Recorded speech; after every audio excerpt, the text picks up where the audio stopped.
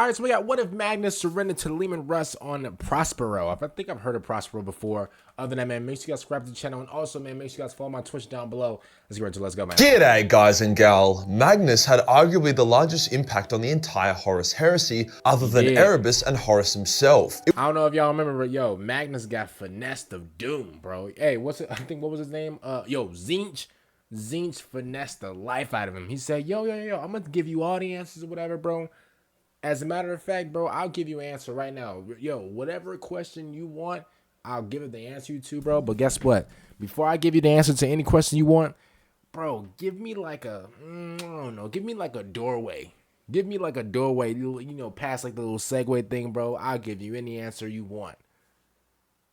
Finesse of doom. It was Magnus's poor decisions which absolutely kneecapped the hell out of the Emperor and his forces, giving Horus a massive advantage, which he then used to turn the Emperor into a big-ass fleshy battery, whilst dooming the galaxy to a slow destruction via copious amounts of dope-ass war. But what if Magnus did the right thing? What if he didn't break the Edict of Nicaea? Or if he did, what if he then surrendered to Leman instead of sulking and allowing his world to get bombed and his son slaughtered? This change would be massive, with the setting looking a lot more noble bright rather than the grim darkness we currently have.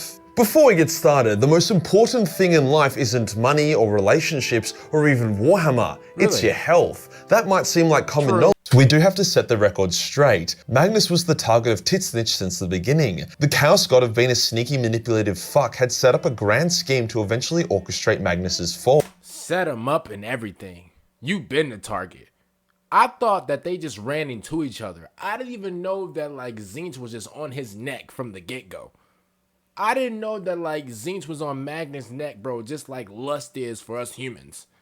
Bro, we gotta flee from it. We gotta run from it. Yo, Magnus, all you had to do was just run. But no, his curiosity got in the way.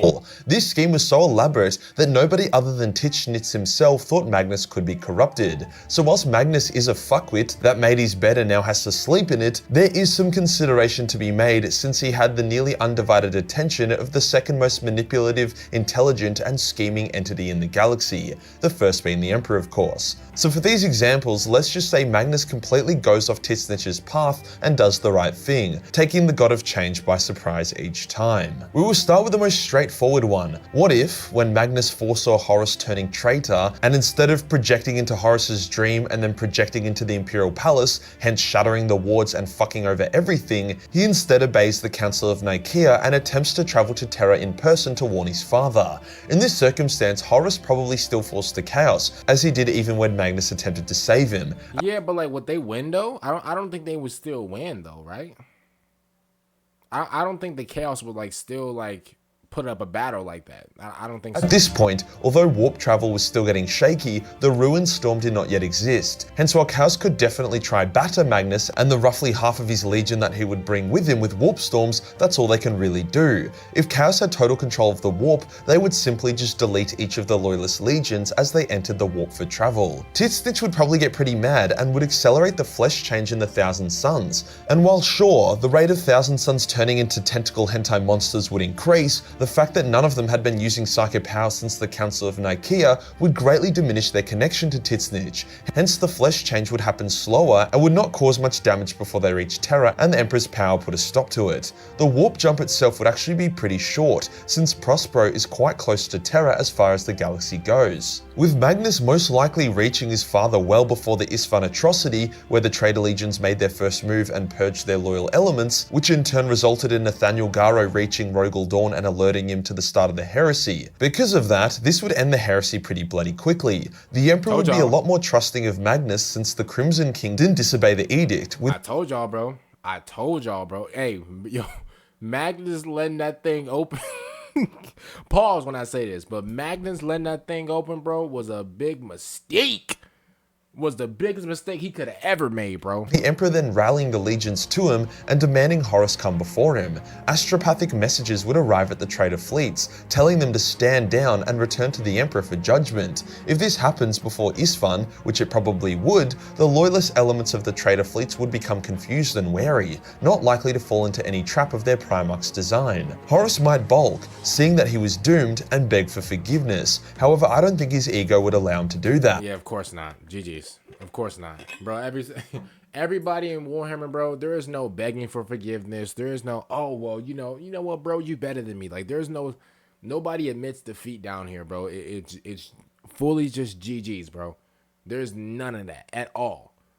Like this is Warhammer, bro. Every single bad thing you see in like the dictionary, every single bad word you see, it's GG's. It's over with, bro. Bro, there is no like admitting that like there is no healthy rivals basically. Like it's pure ego.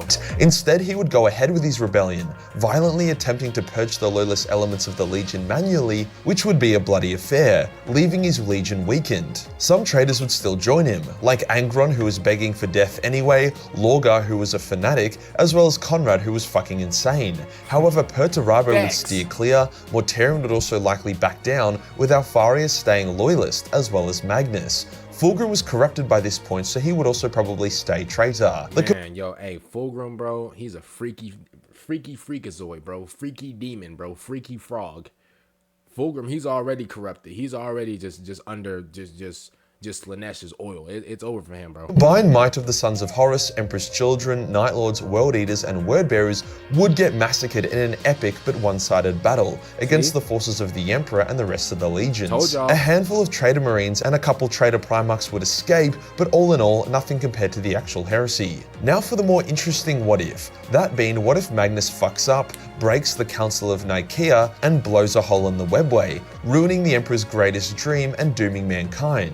But instead of being a fuckwit and turning Prospero into the most unnecessary battleground ever, what if he instead met Leman's fleet in space, broadcasting surrender signals and allowing he and his legion to be taken into custody? After all, Leman's original orders were to retrieve Magnus, not kill him, and Leman even attempted communication with Magnus to try and get him to stand down, with Constantine Valdor also not being keen to fight Magnus. Remember, the Custodes and Sisters of Silence only got involved when the Thousand Sons started using fucked up warp sorcery on the Space Wolves, so the surrender would be taken well. The Thousand Sons Legion would also be taken into custody, at least all the Psykers. Hey, and listen, man. Well, no. Because I was about to say, they're about to use these Psykers for like batteries, right? Y'all know they're about to use them for like battery juice. It's over, right? Y'all know that, right? There is no, oh, they about to just be in a cell and just rot or whatever. No, buddy, you're a psyker. We about to really use you, bro. As a matter of fact, bro, we about to put you in like a little battery case. Every time the Emperor even gets tired, a little bit of you, pause, is going into him. Pause.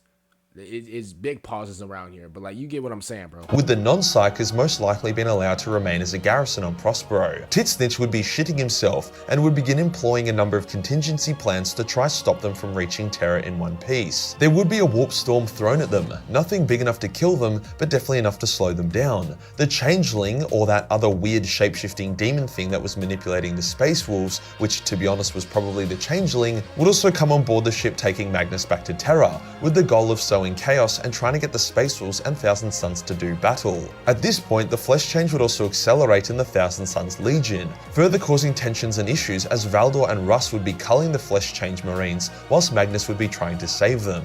It would honestly be a fantastic book in its own right, similar to the Flight of the Eisenstein. Tensions would boil over and there would be some serious conflict between the Primarchs, with Valdor trying to hold everything together, especially when Magnus would try to tell Leman that Horus was a traitor, sending Leman into a rage and calling Magnus a liar. The Alpha Legion would also still get involved like they did in canon when they attacked the Space Wolf fleet, adding even more complexity to it. However, with the Wolves at full strength, thousands of Thousand Sons Psykers, a loyalist Magnus, and Valdor with his Custodes, the Alpha Legion ambush would be crushed. All in all, despite it being one hell of a struggle, I do believe that the Primarchs would overcome their personal issues as well as the machinations of the Changeling, Alpha Legion, and Tzeentch to emerge from the warp back to Terra in one piece. There's a good chance that during it, the truth of Horus's betrayal would become obvious to Leman and Valdor, as Tzeentch plays its hand in a desperate attempt to stop them, as well as the Alpha Legion's ambush. First of all, listen, we all know Horus is done.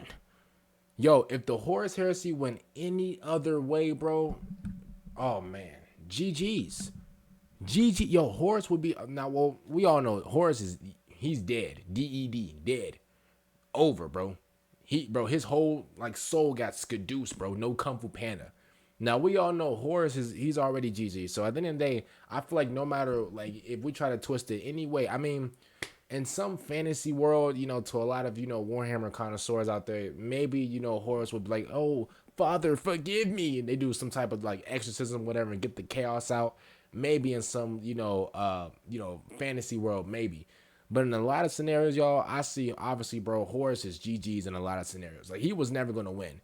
Even though, you know, some people might be like, oh, well, you know, he shut down the emperor, whatever, temporarily, you know, the emperor, he's just sitting in the chair, you know, for 1,000 years.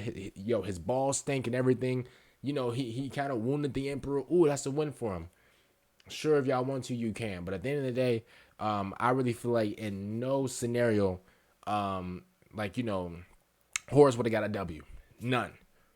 I'm just gonna keep it real, bro. So with our merry band of heroes returning to Terra, they would be able to convince the Emperor of the heresy, with Leman, Magnus, and Valdor all agreeing on Horus's betrayal. The Emperor would see the truth in this, but with the time it took for Leman to get to Prospero and then bring Magnus back, the Isstvan atrocity would have already occurred, with Nathaniel Garo already on his way to tell Lord Dorn about it. It's hard to say if the Isstvan dropsite massacre would have played out the same. It really depends on how long it would take for our heroes to get back from Prospero. If the dropsite massacre hasn't happened, then Magnus's foresight, as well as the fact that the Space Wolves were on Terra in full force, could have gotten the Loyalists to slow down and be wary of the trap, allowing the Space Wolves to join them before engaging. However, all of this is just carrots and peas compared to the biggest change. With Magnus and his legion on Terra, the burden of the Golden Throne would be lifted from the Emperor. He would be free to travel into the webway at the head of his golden... No, I mean, well, like Vulcan wouldn't be like, Vulcan would have ran, like, he would never ran into that trap, right?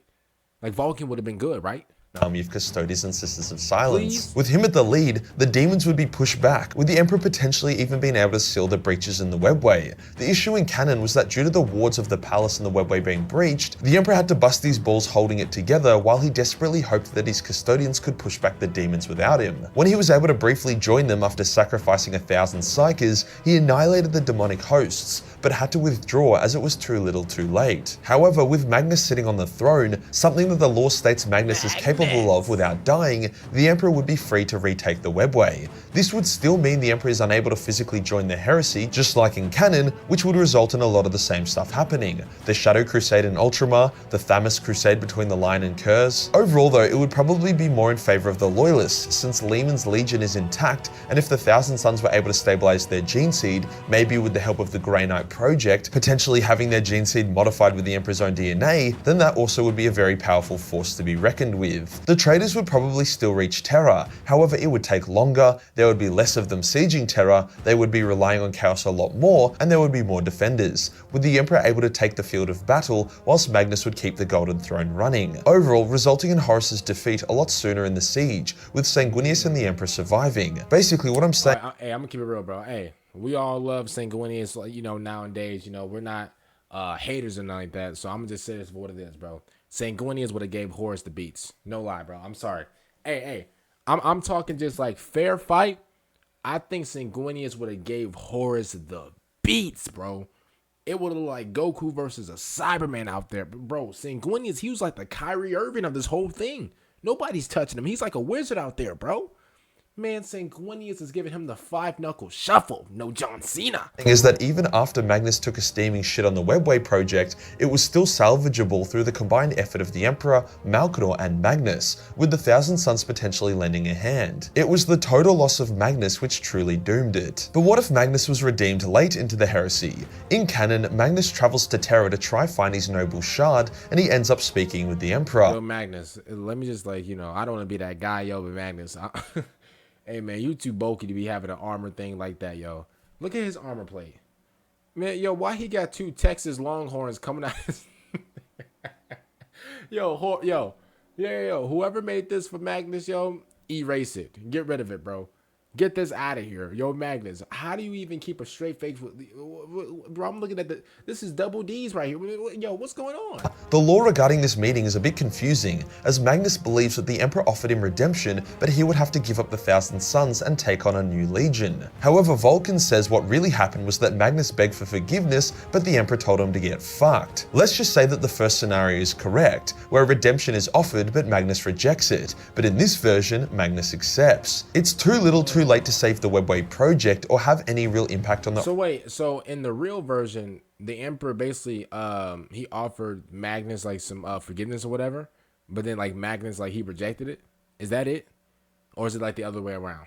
Overall heresy. However, it does mean that the Emperor can leave the Golden Throne and put Magnus on it instead. This would at the very least keep Malcador alive, and potentially even Sanguinius and the Emperor. So whilst we would get a better ending than canon, it would still be an absolute slog. Overall, if at any point Magnus had done the right thing, the entire setting would look very different, ranging from noble bright to considerably less grimdark. So when people say Magnus did nothing wrong, punch them in the face and force them to watch this video. If you enjoy the video and you're Shout out to our boy Majorkill, man, for this video. I mean, bro, Magnus definitely got finessed, bro. Finessed of Doomerson.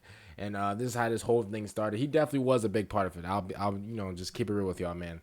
Comment down below, what do y'all think about this video? If you guys are not subscribed to the channel, subscribe to the channel right now. And also, make sure you guys follow my Twitch down below. It is absolute free. You don't have to donate. You don't have to subscribe, you know, to the Twitch or whatever. Just follow my Twitch. I cannot wait to start a Twitch stream for y'all, man.